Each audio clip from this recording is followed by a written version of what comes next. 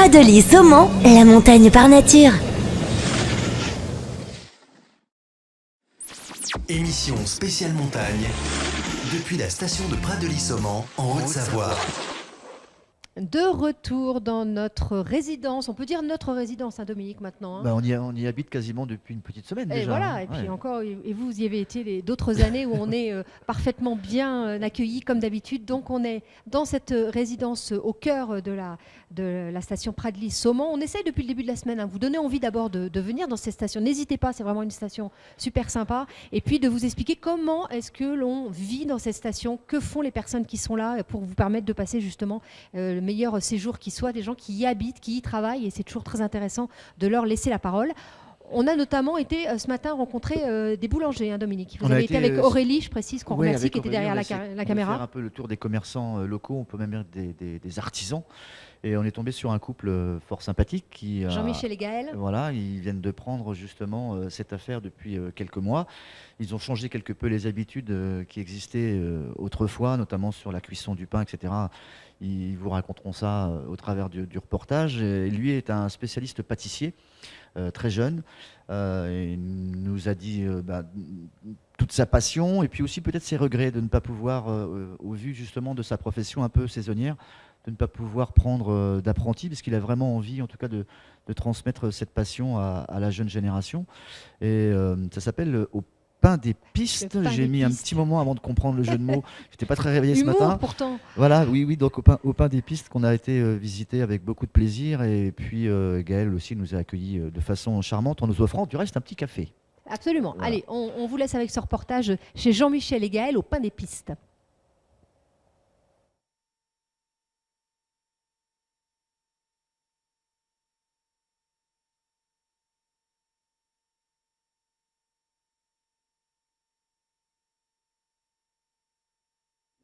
Vous êtes Jean-Michel ?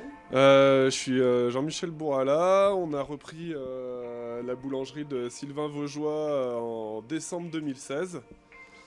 Donc notre prédécesseur, que je dis Sylvain Vaugeois, c'était qui tenait la boulangerie depuis plus de 30 ans. C'était un point chaud, donc avec terminal de cuisson, donc le pain et la pâtisserie étaient industriels. Et j'ai eu l'occasion de reprendre la boulangerie, et étant titulaire d'un CAP de boulanger, et avec pas mal d'expérience en pâtisserie, j'ai changé toute l'activité de l'entreprise, et le pain est fait maison, et la pâtisserie aussi. Vous êtes un local de l'étape ? Vous êtes un Savoyard pur ? Moi je viens de l'Ain, moi. Donc je suis du Rhône-Alpes. Ok. Je suis du Rhône-Alpes quand même, mais je viens du département de l'Ain. Donc à 2h30 d'ici, quoi. Est-ce qu'il y a une différence, même si les départements sont presque voisins, entre la façon de travailler le pain, plus en saison hivernale, que dans une autre région ? La différence... Au niveau de la farine et tout ça ? Alors la farine, moi je travaille avec le moulin Métral.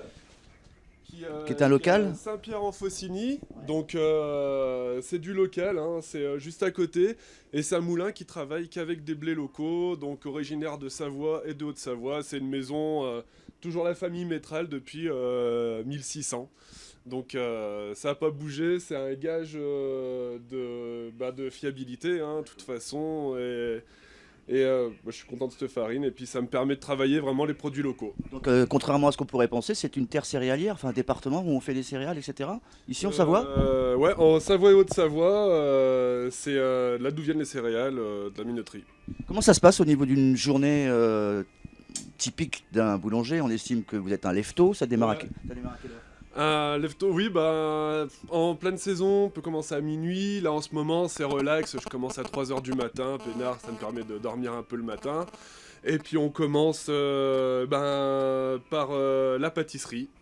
Je profite de la nuit, du calme, pour faire la pâtisserie, tout ce qui est pâtisserie classique, tartelette aux noix, caramel beurre salé, noisettes... puis les tartelettes framboises, myrtilles, et puis quelques petites spécialités que j'ai ramenées, la tartelette citron, tartelette chocolat, un peu... ça reste du local. Après, on travaille sa farine avec le dosage du sel qui est précis, qui est un peu différent selon chaque boulanger. On paraît qu'il y a, Alors, le il y a un sel, petit bah, secret, quoi. Petit secret, bah, le sel, on baisse. Depuis que j'ai commencé à la boulangerie, j'avais 15 ans, j'en ai 35, donc ça fait 20 ans. Par rapport à des... Oui, avant on mettait beaucoup plus de sel. Maintenant, par rapport aux normes pour la santé des gens et tout, on met... Alors je vous dis un secret, on met 20 grammes de sel au kilo de farine. Et on baisse aussi la levure. On met de moins en moins de levure, on travaille dans des chambres de pousse et une pousse lente. Parce que la levure, pareil, assèche le pain plus vite. Donc on travaille sur la qualité. Combien de temps de travail entre le pétrissage, etc., la mise au four et la sortie de la baguette?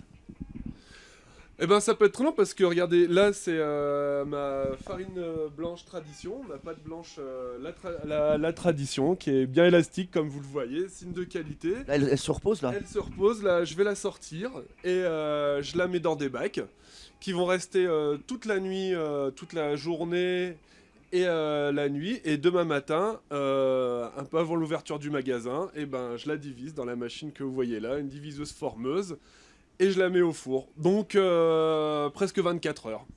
On a l'impression que c'est assez petit, mais ça vous convient? Est-ce que vous avez peut-être des ambitions d'agrandissement ou pas, ou ça va pas être possible? Bah, c'est vrai que quand je suis arrivé avec ma femme, on s'est retrouvés vraiment à l'étroit. On a eu beaucoup de mal au début, mais finalement, on a tiré les avantages du fait que ce soit petit. Petit, forcément, toujours très bien organisé, très bien rangé. On se laisse surtout jamais déborder par les choses qui traînent. On range toujours et on s'organise. Et finalement, on s'y est très bien fait. Même si une 50aine de mètres carrés serait les bienvenus, hein, ça me permettrait d'engager du personnel et faire encore plus de rendement. Possibilité d'avoir un apprenti ou une apprentie peut-être dans la saison? On peut pas. On n'a pas le droit aux apprentis. On a le droit de payer la taxe d'apprentissage par contre, ça, il n'y a pas de souci. Mais je peux pas parce que je suis en travail saisonnier. Donc je pourrais pas former un apprenti en lui faisant travailler que 7 mois dans l'année. C'est-à-dire que la boulangerie, elle ferme à un moment donné dans la saison? Malheureusement, oui. J'aimerais tellement pouvoir ouvrir à l'année, mais il n'y a pas assez de monde. Fermé à quel moment? Alors là, on ouvre environ, on va dire à peu près 15 décembre jusqu'au 21 avril à peu près, la période de fermeture de la station. On rouvre juillet-août, parce qu'il y a du monde qui vient, hein, juillet-août, il y a une activité à développer l'été, je pense. Et l'ascension, 15 jours d'ascension, on est ouvert avant l'hiver. On va vous laisser travailler, on va aller voir madame.